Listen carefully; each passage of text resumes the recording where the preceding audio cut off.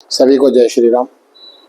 आज एक important topic सर्वाष्टक और भिन्नाष्टक का प्रयोग आपके सामने डिस्कस करते हैं। वैसे उम्मीद है कि आप लोग इसका प्रयोग करते होंगे और जो लोग नहीं करते उसे ज़रूर उसका प्रयोग करिए। कुंडली के प्रेडिक्शन में उसको बहुत ज़्यादा यूज़ करिए, क्लियरिटी आएगी। जैसे कि आप जानते ही हैं कि एक हमारे पास ये सर्वाष्टक और भिन्नाष्टक एक ऐसी विधा है जिसे कुंडली को आप डायरेक्ट लगा करके भी आप फलादेश निकाल सकते हैं। जैसे कि हमें मान लीजिए किसी हाउस का पावर देखनी है या किसी प्लेनेट की हमको पावर देखनी है कि वो प्लेनेट हमारा वीक है कि स्ट्रांग है। तो एक तो आप जानते हैं षडबल का कॉन्सेप्ट प्रयोग करते ही होंगे। आप उसको बीपीएचएस में पढ़िए, बृहत्पराशर होरा शास्त्र में उसको जरूर पढ़िए। उसको उन्होंने कुछ पॉइंट दिए हुए हैं, उस पॉइंट का वहाँ पर प्रयोग करिए षडबल में। सूर्य के लिए उन्होंने कुछ अंक दिए हैं, चंद्रमा के लिए दिए हैं, मंगल के लिए दिए हैं, बृहस्पति शुक्र शनि के लिए इस प्रकार से बताया कि कितना मिनिमम नंबर मिलना चाहिए। तो आपके पास जो सॉफ्टवेयर है उसमें दिखा देता है। कुछ ऐसे सॉफ्टवेयर है जिसमें रैंकिंग दिखा देता है कि भाई कौन सा प्लेनेट आपका टॉप प्रायोरिटी पर बहुत ज़्यादा स्ट्रांग है, कौन सा वीक है। और मतलब कि 1 to 7, राहु केतु को उसमें जनरली नहीं यूज़ किया जाता, तो 1 से 7 तक सारे प्लेनेट का कैटेगरी वाइज उसमें कर दिया जाता है षडबल के अंदर। तो आप 1 to 7 आप उसको डिस्कस कर सकते हैं कि आपको पता चलेगा कि जो प्लेनेट आ रहा है वो कितना बली है। क्योंकि जितना ही तो आप जानते हैं सारी ज्योतिष की जो क्लासिकल एस्ट्रोलॉजी की बुक्स है वो तो सब यही लिखती है कि जो चलने वाली दशा जितनी पावरफुल होगी, जितनी बली ग्रह की चलेगी, उतना ही व्यक्ति उसमें राइज करता है। ये तो सब जानते ही हैं। अब उसको देखने का एक तरीका जनरली लोग लगाते हैं कि वो कुंडली में उच्च का है कि नीच का है, कि स्वक्षेत्री है कि अपनी मूल त्रिकोण राशि में है, कि नीच का है या शत्रु क्षेत्र में। एक ये जनरल विधि हो गई, लेकिन इससे भी ज्यादा एक्यूरेट आप षडबल में उसका प्रयोग करके समझ जाएंगे। दशा और महादशा को समझने के लिए तो एक बहुत बढ़िया टूल है, बल्कि ये कहें कि एक बेसिक टूल है। अगर इसका प्रयोग किए बिना बताएंगे तो अब फिर वही तुक्केबाजी वाली बात आ गई ना, फिर उसमें तो एक्यूरेट उतनी नहीं हो पाएगी। इसलिए षडबल का प्रयोग तो करते ही होंगे, 90% अच्छे एस्ट्रोलॉजर इसका प्रयोग करते हैं। इसके साथ साथ अगर आप यहाँ पर देखें कि जैसे कि एक तो षडबल आप वहाँ पे प्रयोग आपने कर लिया और षडबल से आपने पता लगा, जैसे भावबल भी आपको बहुत सारे क्या नाम एस्ट्रोलॉजी के जो सॉफ्टवेयर है उसमें मिल जाता है कि वो भाव कितना मजबूत है। इवन दो कि आपको भाव के अकॉर्डिंग भी 12 भाव के अकॉर्डिंग भी अरेंजमेंट आपको मिल जाता है सॉफ्टवेयर में। ऐसी चीजें अब आ गई है कि मतलब कि कौन सा हाउस आपका ज्यादा पावरफुल है तो उसमें रैंकिंग भी दी जाती है। जैसे प्लेनेट में 1 to 7 रैंकिंग आपको मिलती है, ऐसे क्या नाम है हाउस में भी आपको ऐसी रैंकिंग 1 to 12 देखने को मिलती है। अच्छे सॉफ्टवेयर में मैं जो यूज करता हूँ उसमें मुझे पूरी मिलती है।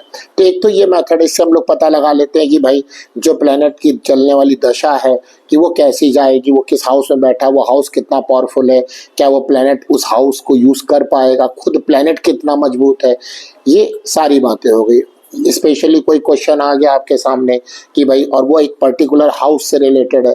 अब आपने देख लिया कि सिंपल सा सिद्धांत है कि किसी भी भाव को देखने के लिए भाव, भावेश और भाव कारक, और साथ में जो पूछा जा रहा है उसका क्वेश्चन का कारक कौन सा है, ये 3-4 चीजें लगा कि जितना वो बली होंगे, जितना वो पावर में होंगे, उतना उस भाव का फल आपको देखने को मिलेगा।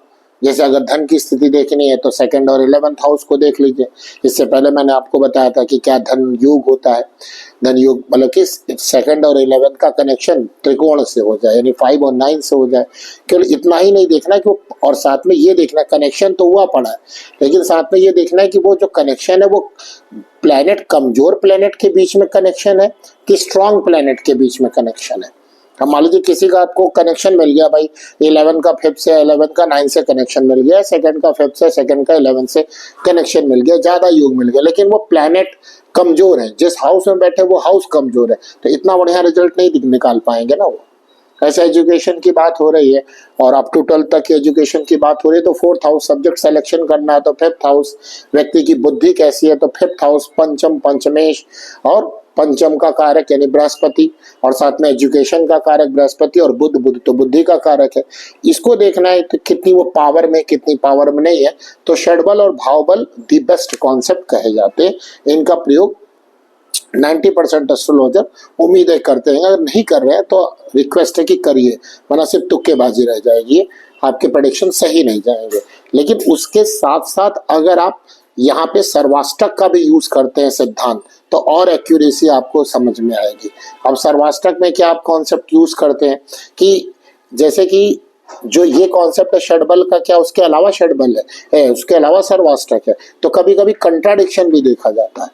लेकिन जैसे कि मान लीजिए कोई भी प्लेनेट है आपका, प्लेनेट और भाव बड़े मजबूत आ रहे हैं षडबल और भाव बल में, लेकिन वही सर्वाष्टक में कमजोर आ रहे हैं, तो मिलाकर फल देना है। ऐसे नहीं देना कि आप सर्वाष्टक को ही इंपॉर्टेंट मान रहे हैं, आप जो है इसको क्या नाम है षडबल और भावबल को इंपॉर्टेंट मान रहे हैं, ऐसा नहीं है। किसी की महत्ता कम नहीं है, किसी को आप ज्यादा प्रायोरिटी नहीं रख सकते, सबकी इक्वल प्रायोरिटी है। मतलब कहने का मतलब ये हुआ कि कोई षडबली अगर है तो भी अच्छी बात है और भिन्नाष्टक में अच्छा है तो भी अच्छी बात है, दोनों को मिला के कहिए। ये नहीं कि मान लीजिए किसी का षडबल कमजोर आ गया और भिन्नाष्टक में बहुत अच्छे नंबर मिल गए तो वो बहुत मजबूत हो गया, ऐसा नहीं कह सकते, या इसका उल्टा। मतलब दोनों की अपनी इंपॉर्टेंस और इक्वल इंपॉर्टेंस है। लेकिन षडबल भावबल बहुत सारे लोग जनरल मतलब मोबाइल यूज करते हैं, उससे सॉफ्टवेयर यूज कर रहे हैं, उसमें नहीं होता, या होता है, मैं किसी को कमेंट नहीं करता, वो आपका अपना पर्सनल सब्जेक्ट है। बट षडबल होता है तुरंत देखने पे पता चल जाता है। तो जिस प्रकार से आप षडबल और भावबल देख रहे हैं, उसी प्रकार से आप सर्वाष्टक को भी देखिए कि कोई भी हाउस कितना मजबूत है, तो वहां पे जितने शुभ अंक प्राप्त होंगे, जैसे मिनिमम 28 होते हैं, अगर 28 से नीचे है तो फिर तो वो कमजोर हो रहा है, और 28 से ऊपर चल रहा है तो मजबूत हो रहा है। कितने ऊपर तक हम लोग मजबूत मान लेते हैं? 30 तक। अगर 30 के ऊपर है तो मजबूत है, लेकिन अगर वही 28 से कम है और 25 से अगर कम हो गया तो फिर तो आप उसको यूज नहीं कर पाएंगे। तो एक ये सर्वाष्टक और भिन्नाष्टक का भी ये कॉन्सेप्ट है। इसके अलावा बल देखने के साथ साथ आप सर्वाष्टक और भिन्नाष्टक को कुछ और तरीके से भी यूज कर सकते हैं।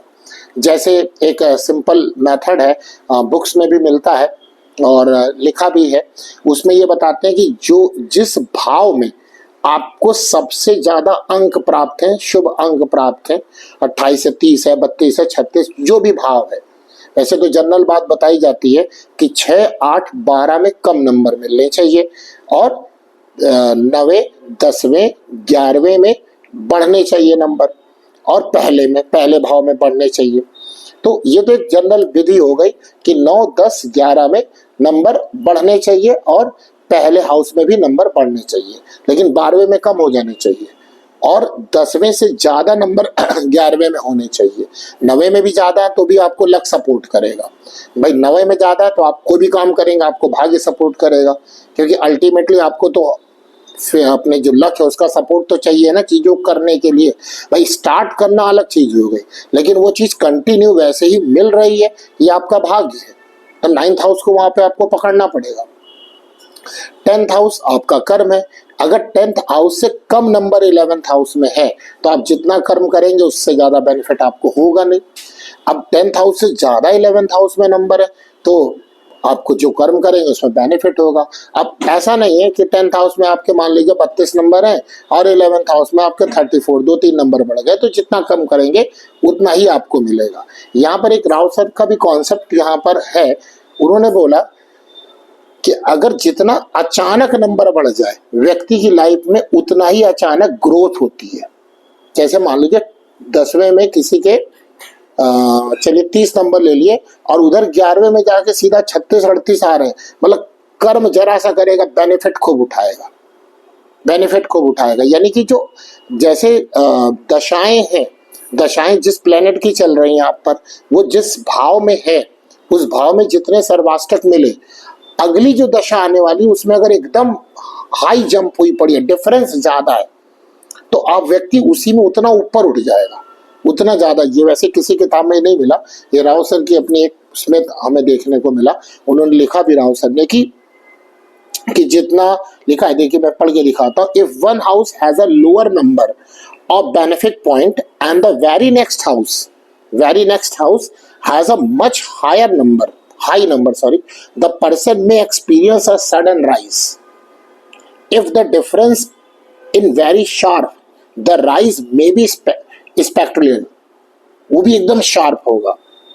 and when the difference in point in adjacent house is moderate, the person leads a more or less steady life.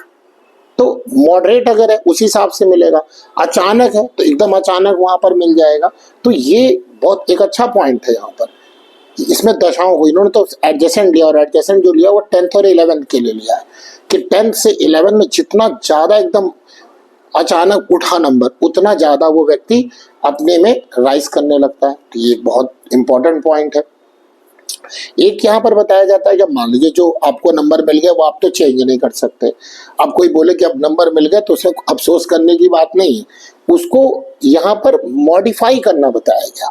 Modify कैसे आप इसको कर सकते हैं, तो बड़ा सिंपल सिद्धांत दिया गया, लेकिन उसमें आपको बहुत कुछ सोचना, मैं आपको ट्रिक बता देता हूँ, लेकिन उसमें आप सोचना पड़ेगा थोड़ा, ऐसे अचानक उठा के मत कर दीजिएगा।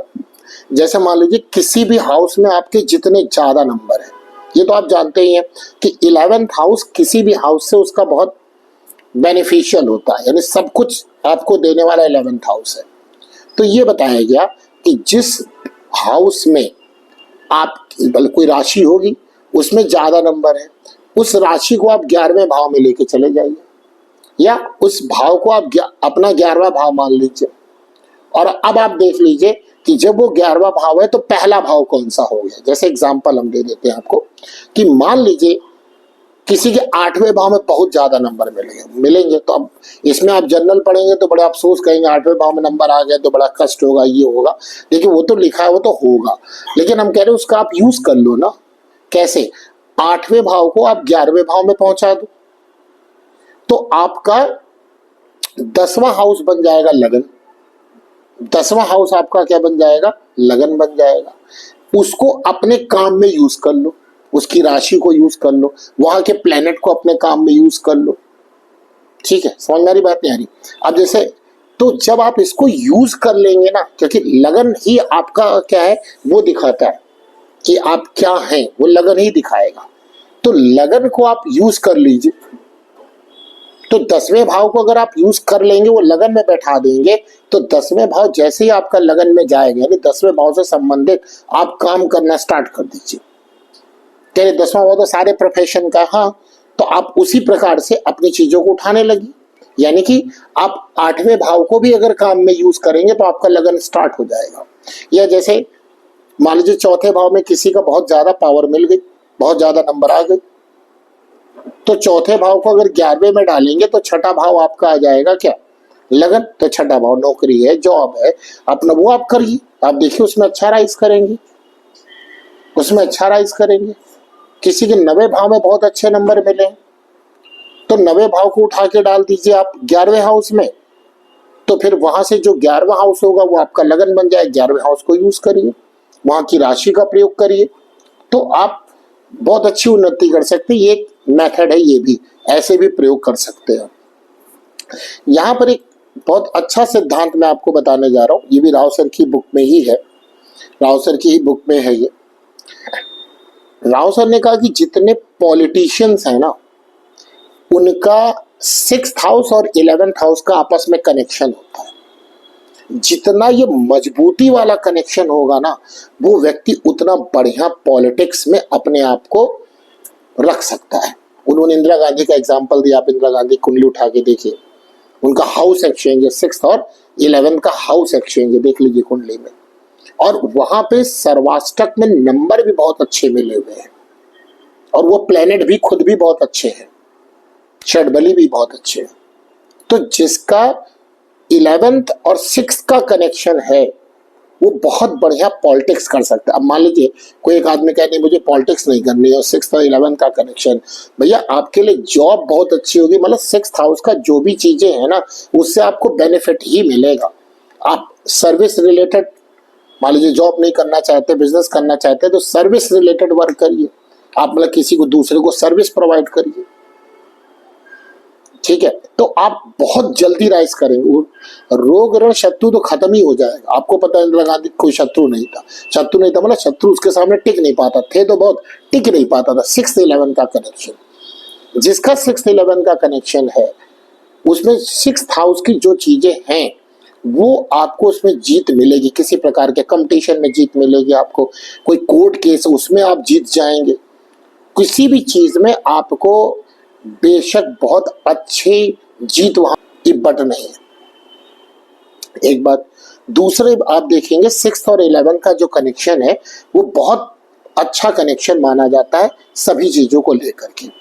इसी के अकॉर्डिंग अगर आपको एक चीज और बताएं, जैसा पॉलिटिक्स की बात ही चल रही है, या फिर आजकल जरूरी पॉलिटिक्स में हो, जैसे बहुत सारे यूट्यूबर हैं, हम लोग तो इतना यूज नहीं कर पाते, टाइम नहीं रह पाता, बहुत हम लोग बना नहीं पाते वीडियो, लेकिन जो भी ये यूट्यूबर है या जिनके फॉलोअर बहुत है, मिलियंस में फॉलोअर हैं, कहीं पर भी मान लीजिए यूट्यूब पे नहीं, इन जनरल भी आप देख लीजिए, जिनके फॉलोअर बहुत हैं, जिनको फॉलो करने वाले ज्यादा लोग हैं, उनका कौन सा प्लेनेट स्ट्रांग होगा? सैटर्न। लोग कहते हैं जुपिटर, जुपिटर नहीं, एक्चुअली क्या है ना कि जिसके चंद्रमा ज्यादा है, चंद्रमा किसका ज्यादा? बृहस्पति का ज्यादा चंद्रमा है कि शनि का ज्यादा चंद्रमा? ऑब्वियसली शनि का बहुत ज्यादा चंद्रमा, सर्कल दिख ही रही है आपको चारों तरफ, उसके रिंग दिख ही रही है। बृहस्पति जिसका स्ट्रांग होगा उसके भी फॉलोअर होंगे, लेकिन जिसका शनि स्ट्रांगर होगा उसका, उसके पीछे मास होगा, बल्क में लोग उसको फॉलो करेंगे। बृहस्पति में भी इतना फॉलो नहीं करेंगे उसको लोग, हाँ, लेकिन जो उसके फॉलोअर होंगे एक अच्छे लेवल के होंगे। लेकिन शनि जिसका स्ट्रांग होगा उसके फॉलोअर बहुत जबरदस्त होते, मिलियन बिलियंस में फॉलोअर उनके होते। तो जो यूट्यूबर है या जो भी इस प्रकार की चीजें अपने आप को एक्सप्लोर करना चाहते हैं ऑनलाइन, या ऑनलाइन ना भी करना चाहें, ऐसे भी अगर अपने फॉलोअर बनाने हैं तो सैटर्न ही आपका मजबूत होना चाहिए। सैटर्न अगर कमजोर होगा तो ये चीजें आपके लिए गड़बड़ कर जाएंगी। सैटर्न आपका मजबूत होना चाहिए। अब अगर हम यहाँ पे सर्वाष्टक का प्रयोग करें तो शनि से, जहां पे आपकी कुंडली में शनि बैठा है वहां से 11वें भाव में चले जाइए। अगर शनि से 11वें भाव में सर्वाष्टक में बहुत ज्यादा नंबर मिले हैं ना, तो शनि वैसे भी बहुत मजबूत हो गया और बहुत ज्यादा आपकी फॉलोइंग, फ्रेंड्स फॉलोइंग आपकी बहुत ज्यादा बढ़ जाएगी, जब बढ़ी होगी, आप चेक कर लीजिए उसको। और ये ऐसा नहीं कि सूत्र लगे नहीं लगे, जो मैं सूत्र बताता हूँ 100% लगेगा, विदाउट उसके एक्सपीरियंस के मैं बताता ही नहीं हूँ आपको। तो सैटर्न पावरफुल होना चाहिए अगर आपको अपनी फॉलोइंग बढ़ानी है तो। सैटर्न जितना पावरफुल होगा उतनी आपकी फ्रेंड्स फॉलोइंग, या कोई भी अगर आप ऑफलाइन में भी हैं ऑनलाइन में, तो आपके फॉलोअर्स बहुत ज्यादा होंगे सैटर्न के। आप इंदिरा गांधी की कुंडली उठा के देखिए, सैटर्न से 11th हाउस बहुत पावरफुल है, उसमें बहुत ज्यादा सर्वाष्टक में भी और शनि के भिन्नाष्टक में भी 11वें में बहुत नंबर मिले हैं। मतलब भिन्नाष्टक एक प्लेनेट का होगा तो शनि के भिन्नाष्टक में जाइए और शनि से भिन्नाष्टक में 11वें भाव में जो भी राशि आ रही वहां आप देख लीजिए, सबसे ज्यादा नंबर आपको मिलेंगे। और हमारे प्रधानमंत्री जी हैं, उनके भी शनि के 11वें भाव में देख लीजिए जाके, सर्वाष्टक और भिन्नाष्टक बहुत ज्यादा है। 10वें में उनके शनि है, 8वें हाउस में उनके काफी नंबर है। तो ये बहुत इंपॉर्टेंट पॉइंट है। इसी प्रकार कोई भी व्यक्ति चाहता है कि जब वो बोले तो लोग उसको सुने, तो सैटर्न को मजबूत करना चाहिए। बहुत सारे मेथड आप लोग को पता, आप लोग तो रेमेडी के बारे में महारत आपको हासिल है, रेमेडी तो आप खुद ही कर लेंगे, लेकिन पहले पॉइंट तो पता हो ना किसको पावर देनी है। रेमेडी तो कर ही लेंगे आप लोग, पावर किसको देनी है? सैटर्न को। अगर अपनी फ्रेंड फॉलोइंग बढ़ानी है, और पता कैसे चलेगा? एक तो आप षडबल और भावबल से पहचान लेंगे, दूसरा सबसे बढ़िया टूल्स है सर्वाष्टक और भिन्नाष्टक का। शनि से 11वें भाव में आप नंबर उठा के देख लीजिए, जिसके भी होगा उसकी फ्रेंड फॉलोइंग जबरदस्त होगी, जबरदस्त, बहुत जबरदस्त होगी। जिसके नहीं होता उसकी कम, धीरे धीरे वैसे वैसे कम होती जाती है। तो ये जो सूत्र है इसको आप लगाइए और फिर बताइए। मैं इसमें और आपको सर्वाष्टक और भिन्नाष्टक में बताने की कोशिश करूंगा। चंद्रमा से 11वें में अगर नंबर ज्यादा तो क्या होगा, सूर्य से अगर 11वें में नंबर ज्यादा तो क्या होगा। तो इसी प्रकार शनि से अगर ज्यादा, शनि से 11वें भाव में नंबर आपको ज्यादा मिल रहा है, तो शनि जिन जिन चीजों का कारक प्लेनेट है, जॉब का है, सेवा का है, और क्या नाम, एक्चुअली शनि शूद्र है। शूद्र मतलब जात पात से मतलब नहीं है, शूद्र मतलब जो मास में लोग जो हो, मास में जो लोग हो, मतलब जिसकी फॉलोइंग बहुत ज्यादा हो, अंधविश्वास जिस पर लोग करें, वो, तो अगर वैसे काम को आप यूज करेंगे ऑटोमेटिकली आप बहुत जल्दी राइज करने लगेंगे। तो सैटर्न से ऐसे हर प्लेनेट का अपना यूज है। तो जिस प्लेनेट से 11वें में नंबर मिला है उस प्लेनेट का प्रयोग अपनी लाइफ में आप करना स्टार्ट करिए। बहुत अच्छा और बहुत सटीक रिजल्ट आपको यहां से मिलेगा। तो इस प्रकार से सर्वाष्टक और भिन्नाष्टक का प्रयोग कर सकते हैं। सर्वाष्टक और भिन्नाष्टक का प्रयोग चलने वाली दशांतर दशा में भी बड़ा यूजफुल हुआ है, बहुत अच्छे रिजल्ट देखने को मिले हैं, और साथ में ट्रांजिट पर भी बहुत अच्छा असर मिला है। मैं धीरे धीरे कोशिश करूंगा कि आपको इसके बारे में टिप्स और दे सकूं। तो मिलते हैं इसी बारे में किसी और वीडियो में, तब तक के लिए सभी को जय श्री राम।